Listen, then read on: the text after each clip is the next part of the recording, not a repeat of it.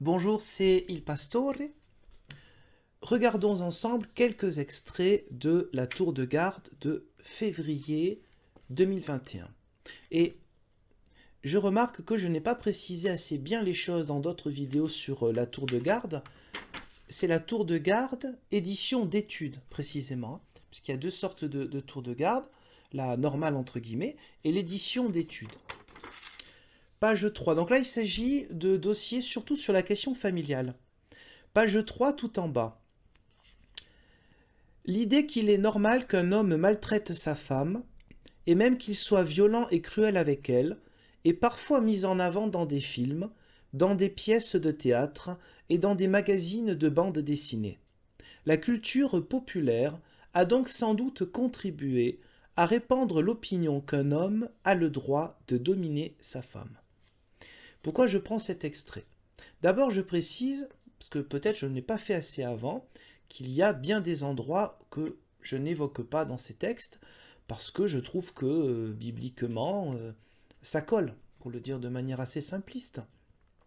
Notamment lorsqu'il s'agit de dire que l'homme doit respecter sa femme, qu'il est hors de question qu'il y ait de la violence, tout ça, on est tous d'accord. Donc je veux dire, voilà, il ne s'agit pas d'un acharnement contre tout ce qui est dit dans ces textes-là. Ici, ce texte est intéressant à mon sens. Pourquoi? Parce que de manière toujours, enfin non pas toujours, non, de manière ici subtile, il s'agit de montrer que les choses négatives forcément viennent toujours de l'extérieur. Considérer que la culture populaire a contribué peut-être à répandre l'opinion qu'un homme a le droit de dominer sa femme, pourquoi pas? Que l'on voit ça dans des films ou des choses comme ça, je suis d'accord. Mais comme toujours, c'est particulièrement partiel et partial, car il y a exactement aussi le contraire. Et dans la culture populaire depuis quelques années, il faut peut-être préciser aussi ce que veut dire populaire, mais bon, on n'est pas à ça près. Au niveau des définitions, on voit quoi? On voit exactement l'inverse. Et heureusement, depuis quelques années. La culture populaire aujourd'hui, c'est la culture que l'on retrouve dans la plupart des médias, qui s'adresse à un maximum de gens et pas seulement à des soi-disant élites. Eh bien, cette culture-là nous montre, veut nous dire exactement l'inverse, c'est-à-dire de dénoncer les hommes qui ont eu des comportements inadmissibles. Voilà, c'est un petit extrait comme ça, mais pour vous montrer ce qu'on essaye toujours d'insinuer de ce qui se passe à l'extérieur, même quand c'est exactement l'inverse, qui se passe à l'extérieur. Un peu plus loin, à la page 16, un autre sujet, la question des anciens, c'est-à-dire ceux qui ont une autorité locale sur la congrégation, comme ils disent. Page 16, paragraphe 10. Oui, il y a toujours des paragraphes, c'est très précis. C'est très pratique aussi d'ailleurs. Et c'est très pratique comme ça, il y a la question et la réponse. La question se trouve à tel paragraphe. Ce sont des bibles d'études. Alors une étude, mais je ne sais pas s'il y a la possibilité de la controverse. Est-ce qu'il y a plusieurs possibilités d'interprétation? Est-ce qu'il y a des gens qui se retrouvent pour en discuter? Mais pour en discuter, pas pour lire et dire c'est comme ça. Bon. Alors, les anciens aiment le Christ. On espère, comme tout témoin de Jéhovah dit qu'il aime le Christ. Et ils aiment les brebis, entre guillemets, que Jéhovah et Jésus leur ont confiées. Citation biblique, Jean 21, 15 à 17.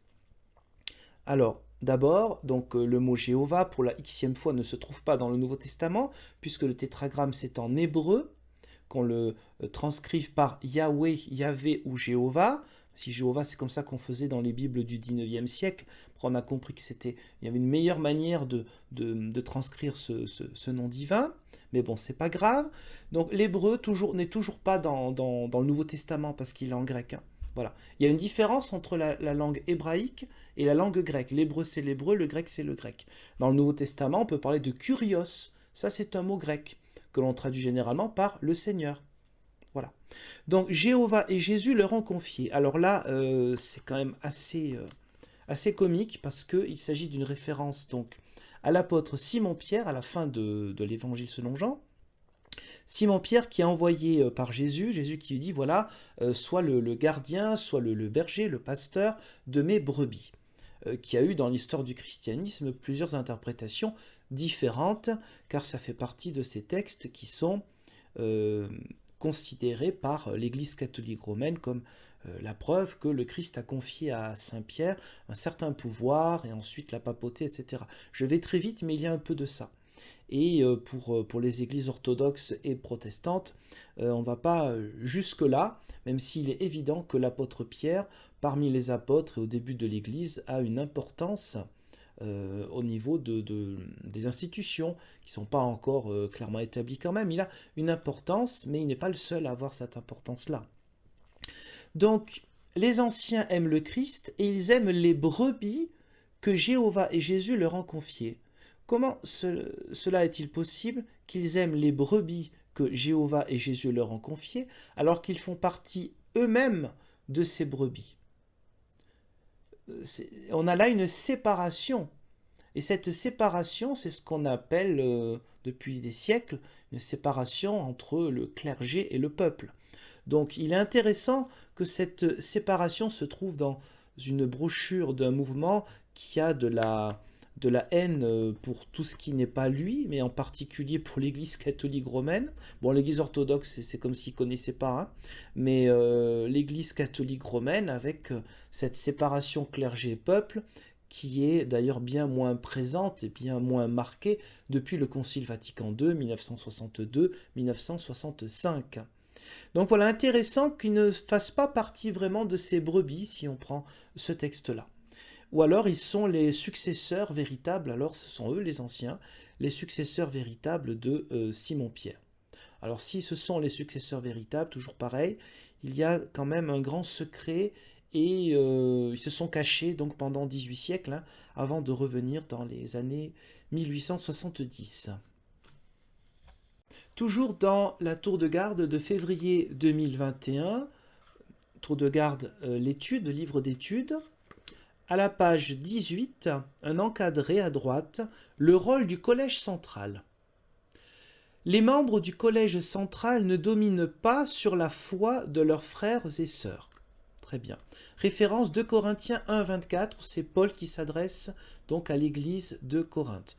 Donc là, on imagine qu'ils sont les successeurs de l'apôtre Paul, comme tout à l'heure, les anciens étaient successeurs ou en lien avec le ministère de Simon-Pierre. Et donc les témoins de Jéhovah de la base, qui sont l'ultra-majorité, eux, ils sont successeurs de personnes apparemment. Bon. Je reprends. Ils reconnaissent que c'est Jésus qui est le chef de l'assemblée et ils sont tout à fait d'accord avec ces paroles qu'il a adressées à ses disciples. Vous êtes tous frères. Très bien. De plus, ils aiment beaucoup leurs frères et sœurs et ils font de leur mieux pour répondre à leurs besoins. Bon, apparemment, ils sont vraiment bien ces gens-là, hein. Sous la direction du Christ. Les autres ne le sont pas. Ils organisent les activités des témoins de Jéhovah dans le monde entier. Ils nomment les membres des comités de filiales et les responsables de circonscription. Les responsables de circonscription, quant à eux, nomment les anciens. Le collège central prend très au sérieux sa responsabilité de fournir aux serviteurs de Dieu de la nourriture spirituelle et des instructions basées sur la Bible. Il le fait au moyen de lettres, de publications, d'émissions JW, ça c'est le côté en anglais, c'est Jehovah's Witnesses, télédiffusion, d'écoles, de réunions et d'assemblées. Je m'arrête là. Donc le collège central, ce sont des gens super qui font un super boulot et qui sont inspirés, puisque c'est la direction du Christ. Qui dit ça? Eh bien c'est le collège central qui le dit de lui-même, puisque c'est lui qui s'occupe des publications. Donc c'est le collège central qui vous dit qu'il est bien. Voilà. Après, est-ce que quelqu'un peut émettre une critique? Je ne sais pas. À la fin maintenant de ce passage, et quand une catastrophe, comme une catastrophe naturelle, frappe les témoins d'une région, il prend immédiatement des mesures afin qu'une aide pratique leur soit apportée. Très bien. Donc là aussi, vous pouvez voir une différence avec des églises chrétiennes. Et encore une fois, je dis bien des églises chrétiennes, je ne parle pas que de la mienne. Je parle aussi des églises avec lesquelles nous sommes en dialogue écuménique et que nous ne considérons pas comme Satan et qui ne nous considèrent pas comme Satan. Hein. Et puis il y a des églises avec lesquelles on n'est pas en dialogue écuménique une bonne partie des églises évangéliques ou néo-pentecôtistes, mais ça n'empêche que pour nous, ce sont des frères et sœurs en Christ. Et que font-ils? Eh bien, comme d'autres, ils organisent aussi des levées de fonds, mais pas que pour leurs membres, hein. Voilà. Donc vous voyez aussi une différence. On reviendra, Dieu voulant, notre vidéo, mais plus tard parce que j'en ai d'autres qui m'attendent, sur le Collège central, car il est indiqué ici. Pour en savoir plus sur le rôle du Collège central, voir la tour de garde du 15 juillet 2013, pages 20 et 25. J'ai donc fait imprimer cela, et ce sera l'occasion donc pour, Dieu voulant, une prochaine vidéo. Je continue à la page 30. Sur la question de surmonter nos doutes pour renforcer la foi. Et là encore, il y a plein de choses qui sont marquées ici, à laquelle, je pense, n'importe quel chrétien pourrait adhérer. Nous devons faire des recherches, c'est le paragraphe numéro 16 de la page 30, nous devons faire des recherches pour nous prouver à nous-mêmes que Jéhovah est le vrai Dieu, que la Bible est sa parole, et que les témoins de Jéhovah pratiquent la vraie religion. 1 Thessaloniciens 5, 21. J'ai déjà évoqué ce passage pour parler de la vraie religion, un truc qui n'avait rien à voir comme contexte, ça arrive assez souvent. Donc, vous voyez, là aussi une différence d'approche. Nous devons faire des recherches pour nous prouver à nous-mêmes que Jéhovah est le vrai Dieu, que la Bible est sa parole, et que les témoins de Jéhovah pratiquent la vraie religion. C'est une manière très différente de ce que l'on vit dans une église chrétienne, qu'elle soit protestante, catholique, romaine, orthodoxe ou d'autres églises. Alors après, il y a aussi des églises qui sont très sectaires, attention, hein, mais pour les églises qui sont dans le dialogue écuménique, c'est-à-dire l'église catholique romaine, une partie d'églises évangéliques, les églises protestantes et anglicanes, les églises orthodoxes et d'autres églises orientales, ce n'est pas notre méthode. La foi, ce n'est pas se prouver à soi-même. Lorsqu'on est dans le doute et dans l'épreuve, comme Job, hein, je reprends sur Job, c'est pas parce que Job est un personnage qui n'a pas existé, qui ne nous dit rien. Job, c'est nous, c'est le croyant dans l'épreuve, avec ses doutes, ses moments où il aurait envie de rejeter Dieu, mais il ne le fait pas non plus. C'est tout un combat en fait spirituel intérieur, hein. Ce livre de Job, c'est même aussi des moments, on dirait aujourd'hui, de dépression, hein. Voilà, c'est la réalité de l'être humain dans son rapport parfois conflictuel avec Dieu. Le doute en tant que tel n'est pas mauvais.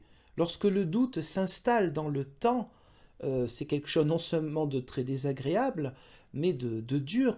Mais les moments de doute, c'est tout à fait normal.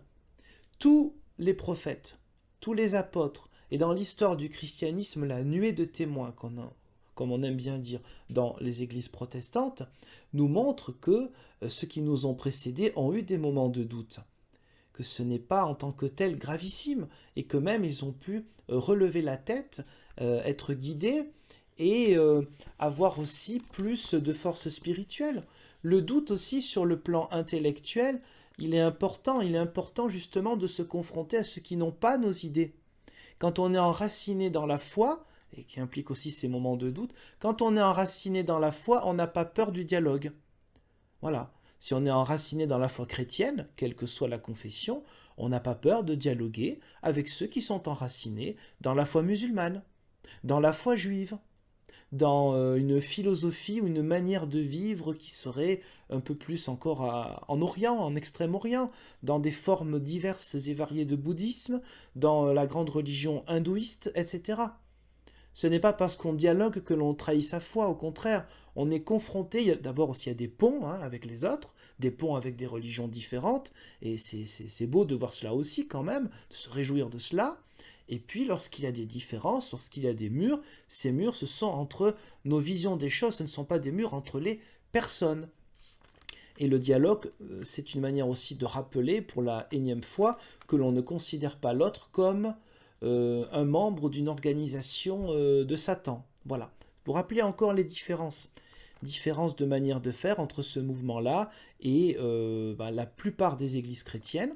Mais vous savez qu'il y a des églises, des communautés, pas loin de chez moi, qui refusent de dialoguer avec nous et avec d'autres églises chrétiennes, nous considérant pas comme chrétiens. Nous, on les considère comme chrétiens parce qu'ils croient au Seigneur Jésus-Christ. Sur ce, Je vous remercie de votre patience et de l'intérêt que vous pouvez porter. Je vous remercie aussi pour certains commentaires, même lorsqu'ils ne sont pas forcément toujours hyper sympathiques, mais peut-être moi je ne suis pas aussi des masses, hein, toujours, parce que cela me permet de réfléchir et d'avancer et peut-être d'améliorer encore le fond et la forme, bien que ce soit moins important, de ces vidéos. Je vous dis donc, Dieu voulant, à la prochaine.